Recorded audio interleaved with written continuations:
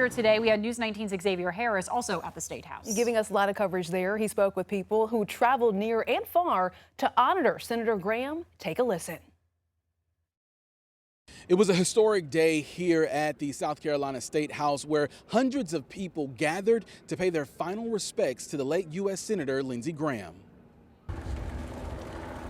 Earlier today, the senator's casket was carried from the State House, surrounded by a ceremonial escort of law enforcement officers, military members, and the honor guard. Now, the procession moved across the State House grounds as many people lined the route, many holding flags, standing in silence, and paying their final respects.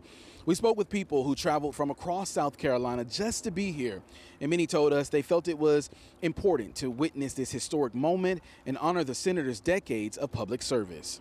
He was my senator, and he was a very prompt type of senator.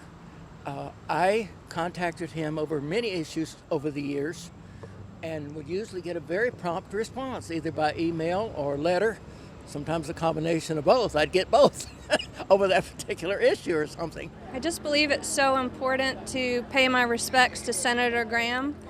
He spent his life in service to our country and our state. Regardless of how you felt about him and his political views, the thing that I really admire and appreciate so much about him and respect about him is that he always did what he thought was the right thing, and he always spoke out for what he believed was the right thing, even when it wasn't popular with his own party. And I think that's so incredibly important.